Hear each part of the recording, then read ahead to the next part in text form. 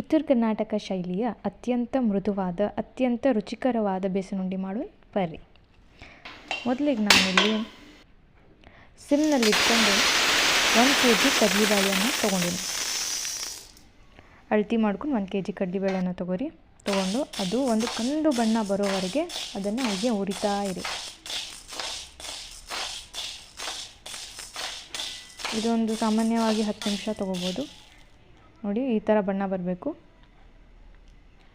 ಬಣ್ಣ ಬರೋವರೆಗೆ ಹುರ್ಕೊಂಡು ಆಮೇಲೆ ಅದನ್ನು ಮಿಕ್ಸಿ ಜಾರಿಗೆ ಹಾಕ್ಕೊಂಡು ಸ್ವಲ್ಪ ಹಾಕ್ಕೊತ ಅದನ್ನು ಪುಡಿ ಮಾಡಿಕೊಂಡು, ಅಥವಾ ನೀವು ಗಿರಣಿಯಲ್ಲಿ ಹೋಗಿನೂ ಬೀಸ್ಕೊಂಡು ಬರ್ಬೋದು. ಅದನ್ನು ಈಗ ಸಣ್ಣದಾಗಿ ಪುಡಿ ಮಾಡಿಕೊಂಡು ಅದನ್ನು ಸಣ್ಸ್ಕೋಬೇಕು.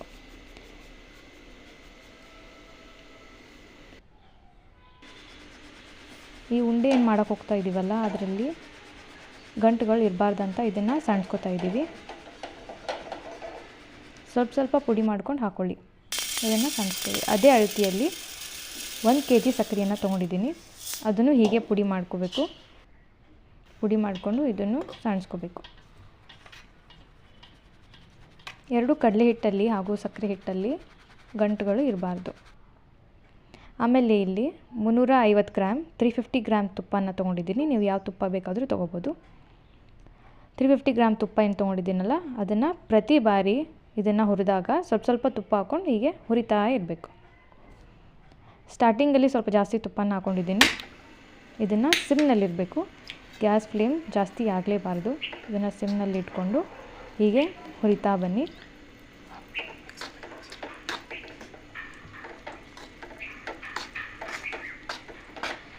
ಪ್ರತಿ ಬಾರಿ ಹುರಿದಾಗ ನಾನು ಅದರ ಎಲ್ಲ ಕನ್ಸಿಸ್ಟೆನ್ಸಿಯನ್ನು ನಿಮಗೆ ತೋರಿಸಿದ್ದೀನಿ. ಇದರಲ್ಲಿ ಎಲ್ಲ ಕ್ಲಿಪ್ಸಲ್ಲಿ ಎಲ್ಲ ಥರದ ಕನ್ಸಿಸ್ಟೆನ್ಸಿ ಇದೆ. ಇಲ್ಲಿ ಫಸ್ಟ್ ಟೈಮ್ ತುಪ್ಪ ಹಾಕ್ಕೊಂಡು ಹುರಿದಾಗ ನೋಡಿರಿ ಅದು ಹೆಂಗೆ ಬರುತ್ತೆ.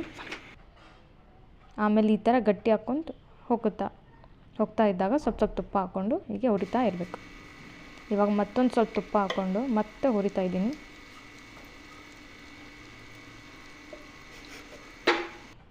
ಟೋಟಲ್ 350 ಗ್ರಾಮ್ಸ್ ತುಪ್ಪ ಇದೆ ಇದರಲ್ಲಿ. ಅದನ್ನು ಚೂರಾಗಿ ಅದು ಹಿಟ್ಟಿನ ಹದಕ್ಕೆ ಹೋದಾಗ, ಗೋಧಿ ಹಿಟ್ಟನ್ನು ನಾದ್ಕೊತಿರಲ್ಲ ಆ ಹಿಟ್ಟಿನ ಹದಕ್ಕೆ ಬರುತ್ತೆ. ಅದು ಸ್ವಲ್ಪ ಗಟ್ಟಿಯಾಗಿ ಅಲ್ಲಿ ಬಂದಾಗ ಸ್ವಲ್ಪ ತುಪ್ಪ ಹಾಕ್ಕೊಂಡು ಅದನ್ನು ಮತ್ತೆ ತಿಳಿ ಮಾಡ್ತಾ ಹೋಗಬೇಕು. ಹೀಗೆ ಕಲಿಸ್ಕೊಂಡು ಹೋಗಿ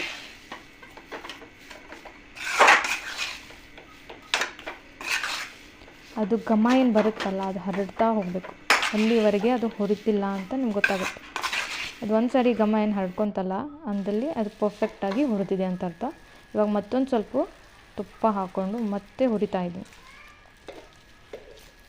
ಹಿಂಗೆ ಹುರ್ಕೊಳ್ರಿ ಅದನ್ನು. ಆ ಕನ್ಸಿಸ್ಟೆನ್ಸಿಯನ್ನು ನೋಡಿ. ತುಪ್ಪ ಹಾಕಿದ್ಮೇಲೆ ಚೇಂಜ್ ಆಗುತ್ತೆ. ತುಪ್ಪ ಆಮೇಲೆ ಕರ್ಕೊಂಡು ಪೂರ್ತಿ ಕರಗಿ ಕುಡ್ಕೊಂಡ್ಮೇಲೆ ಮತ್ತೆ ಅದು ಗಟ್ಟಿಯಾಗ್ತಾ ಬರುತ್ತೆ. ಇಲ್ಲಿ ಯಾವ ಕನ್ಸಿಸ್ಟೆನ್ಸಿ ಆದಾಗಲೂ ಫ್ಲೇಮನ್ನು ಜಾಸ್ತಿ ಕಡಿಮೆ ಮಾಡ್ಕೊಳ್ಳೇಬಾರ್ದು. ಒಂದೇ ಕನ್ಸಿಸ್ಟೆನ್ಸಿಯಲ್ಲಿ ಒಂದೇ ಅಳತೆಯಲ್ಲಿ ಹೀಗೆ ಕಲಿಸ್ತಾ ಹೋಗಬೇಕು. ಇದನ್ನು ಒಂದು 15 ನಿಮಿಷದವರೆಗೆ ನಾನು ಇದೇ ಥರ ಕಲಿಸ್ಕೊಂಡು ಹುರ್ಕೊಂಡಿದ್ದೀನಿ. ಆಮೇಲೆ ಮುಗಿದ್ಮೇಲೆ ತಣ್ಣಗಾಗಲು ಇದನ್ನು ಇಡಬೇಕು. ತಣ್ಣಗಾದಮೇಲೆ ಇದಕ್ಕೆ ಏಲಕ್ಕಿ ಪುಡಿ ಯಾವುದೇ ಡ್ರೈ ಫ್ರೂಟ್ಸ್ ಬೇಕಾದರೂ ಹಾಕ್ಕೋಬೋದು. ಇಲ್ಲಿ ನಾನು ಮಣ್ಣುಕನ್ನು ಹಾಕ್ಕೊಂಡಿದ್ದೀನಿ. ಆಮೇಲೆ ಪುಡಿ ಮಾಡಿರೋ ಸಕ್ಕರೆಯನ್ನು ತೊಗೋಬೇಕು. ಅದೆಲ್ಲ ಹಿಟ್ಟು ಆರಿದ ಮೇಲೆ ಪುಡಿ ಮಾಡಿರೋ ಸಕ್ಕರೆ ಏನಿರುತ್ತಲ್ಲ 1 kg ಸಕ್ಕರೆಯನ್ನು ಹೀಗೆ ತೊಗೊಂಡು ಇದಕ್ಕೆ ಇವಾಗ ಕಲಿಸ್ಬೇಕು. ಮೊದಲಿಗೆ ಚಮಚಲ್ಲೇ ಕಲಿಸ್ಕೊಳ್ಳಿ. ನಿಮ್ಗೆ ಹೇಗೆ ಅನುಕೂಲ ಆಗುತ್ತೋ ಹಾಗೆ ಕಲಿಸ್ಕೊಳ್ಳಿ.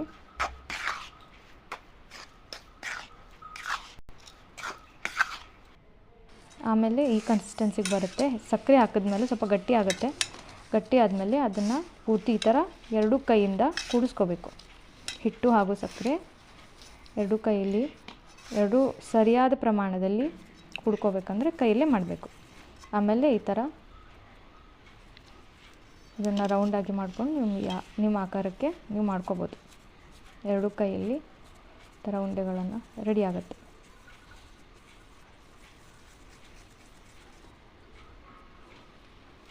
ನೋಡಿ ಎಷ್ಟು ಶೈನಾಗಿ, ಎಷ್ಟು ಮೃದುವಾಗಿ ಪೇಡೆ ಥರ ಕಾಣ್ತಾ ಇದೆ ಬೇಸನ್ ಉಂಡೆ. ನೋಡಿ, ಈ ಥರ ಮೃದುವಾದ ರುಚಿಕರವಾದ ಉಂಡೆಯನ್ನು ಮಾಡಲು ನಮ್ಮ ಚಾನಲನ್ನು ಲೈಕ್ ಮಾಡಿ, ಸಬ್ಸ್ಕ್ರೈಬ್ ಮಾಡಿ ಹಾಗೂ ಶೇರ್ ಮಾಡಿ. ಇನ್ನಷ್ಟು ರೆಸಿಪಿಗಳೊಂದಿಗೆ ನಾವು ಬರ್ತೀವಿ. ಬಾಯ್.